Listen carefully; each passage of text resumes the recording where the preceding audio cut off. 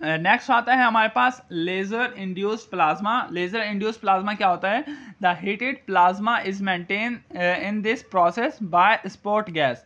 सही है, यहाँ पे भी हम स्पोर्ट गैस को यूज़ करते हैं जो कि हमारे पास क्या होगी? आर्गन होगी। Which is focus by high energy carbon dioxide laser source. इसके अंदर हम क्या यूज़ करते हैं? High energy carbon dioxide laser source use करते हैं।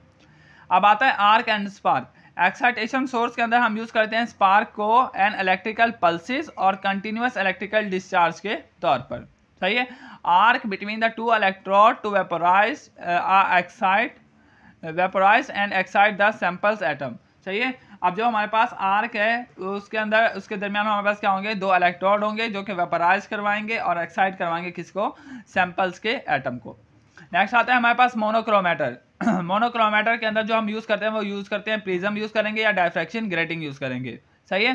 दे are use to select the specific kind of radiation. ये क्या करते हैं? स्पेसिफिक काइंड ऑफ रेडिएशंस को सिलेक्ट करते हैं। जनरेट एंड एनालाइट, जो कि क्या करवाएगी? जनरेट करवाएगी एनालाइट्स के अंदर to remove any other undesirable radiation, और रिमूव करवाएंगे दूसरे अनडिजायरेबल रेडिएशंस को। As a result is known as a wave selector. इसे हम क्या नाम देते हैं? वेव सिलेक्टर का। Grating are utilise as a dispersive element in the atomic emission spectroscopy. जो हमारे पास ग्रेटिंग सिस्टम है, डायफ्रैक्शन ग्रेटिंग सिस्टम है, उसे हम यूटिलाइज करते हैं किसके अंदर? एटॉमिक एमिशन स्पेक्ट्रोस्कोपी के अंदर, क्योंकि ये हमारे पास क्या करेगा? डिस्पर्स करेगा इंसिडेंट लाइट को इनटू द कंपोनेंट वेवलेंथ। सही है। जो इंसिडेंट लाइट आ रही है उसे कंपोनेंट वेवलेंथ के अंदर क्या करवाएगा? डिस्पर्स करवाएगा। The light is reflected of the angled grating surface. जो लाइट है वो क्या करवाएगी? रिफ्लेक्ट करवाएगी ग्रेटिंग सरफेस के ऊपर, कॉज करेगी wavelength to be distributed through the constructive interference at the wavelength depend upon the diffraction angle. सही है। उसे इंटरफेयर करवाएगी और उसे डायफ्रैक्शन ग्रेटिंग एंगल से उसे क्या करवाएगी? पास करवाएगी। मोनोक्रोमेटर्स के अंदर हम फोटो पॉलीक्रोमेटर भी यूज़ कर सकते हैं विद मल्टीपल डिटेक्टर। नेक्स्ट आता है डिटेक्टर। डिटेक्टर कन्वर्ट करते हैं स्पेक्ट्रोमीटर एनालॉग आउटपुट्स को इलेक्ट्रिकल सिग्नल्स के अंदर, जो कि हम सीन करते हैं, जो कि हम देखते हैं और प्रोसीड करते हैं कंप्यूटर की तरफ। सही है। हम इसके अंदर जो डिटेक्टर यूज़ करेंगे एटॉमिक एमिशन स्पेक्ट्रोस्कोपी के अंदर, वो यूज़ करेंगे फोटो मल्टीप्लायर ट्यूब यूज़ कर सकते हैं, चार्ज कपल डिवाइस यूज़ कर सकते हैं और चार्ज इंजेक्शन डिवाइस भी यूज़ कर सकते हैं। ये क्या करवाते हैं? ये कन्वर्ट करवाते हैं ऑप्टिकल इम्पल्सिस को किसके अंदर? इलेक्ट्रिकल करंट की इम्पल्सिस के अंदर, जो कि हम रिकॉर्डर के ऊपर रिकॉर्ड कर सकते हैं। नेक्स्ट आता है हमारे पास एम्पलीफायर। एम्पलीफायर क्या करता है? रिसीव करता है सिग्नल फ्रॉम द रिकॉर्डर। सही है। And amplify them multiple times such as they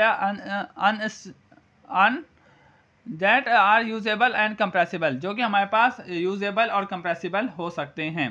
next आता है read out device. Read out device क्या करेगी? हमारे पास एम्प्लॉय करेगी जो कि सिग्नल्स आए हैं किसके ऊपर? कंप्यूटर के ऊपर, ताकि हम उसे रीड कर सकें यूजिंग जो कि हम उसे कंपेयर करवाएंगे लाइब्रेरी बुक्स से कि हमारे पास इसका जो एटॉमिक एमिशन स्पेक्ट्रोस्कोपी का जो स्पेक्ट्रा आ रहा है वो आइदर सही आ रहा है या नहीं आ रहा, तो फिर उसका हम स्पेक्ट्रा बनाएंगे और प्लॉट बना के उसे डिस्कस करेंगे। नेक्स्ट आता है इसकी एप्लीकेशन। एप्लीकेशन के अंदर हम एटॉमिक एमिशन स्पेक्ट्रोस्कोपी को सबसे पहले इन्वायरमेंटल एनालिसिस के अंदर यूज़ करते हैं कि एनालाइज करें वाटर, सॉयल या किसी भी एयर के सैंपल्स को, और कि आइदर उनके अंदर ट्रेस अमाउंट ऑफ एलिमेंट है जो कि हार्मफुल हो सकती है किसके लिए? ह्यूमंस के लिए। फार्मास्यूटिकल इंडस्ट्री के अंदर हम फार्मास्यूटिकल एनालिसिस करवाते हैं किसी भी प्रेजेंस ऑफ ट्रेस एलिमेंट के लिए जो कि इफेक्ट कर सकता है एफिकेसी ऑफ ड्रग को। इंडस्ट्रियल एनालिसिस के अंदर हम आइडेंटिफिकेशन करवाते हैं इंडस्ट्रियल सैंपल्स की और and the quality of the final product, कि आइदर उसकी फाइनल क्वालिटी जो है प्रोडक्ट की वो सही बन रही है या नहीं बन रही। नेक्स्ट आता है एडवांटेजेस एंड डिसएडवांटेजेस। जो एटॉमिक एमिशन स्पेक्ट्रोस्कोपी है ये हाई सेंसिटिव एंड इसकी जो डिटेक्शन लिमिट है वो अलाउ करती है for the analysis of the trace amount of the element. ये हमारे पास पहले क्या करवाएगा? ट्रेस अमाउंट ऑफ एलिमेंट को डिटेक्ट करवाएगा। सही है। क्योंकि ये हमारे पास क्या है? हाईली सेंसिटिव है। हाईली सिलेक्टिव है क्योंकि ये हमारे पास डिटरमाइन करता है identify of the element in the sample. सही है। नेक्स्ट इसकी वाइड डायनामिक रेंज है क्योंकि ये हमारे पास अलाउ करता है analysis of the element at both high and the low concentration. सही है।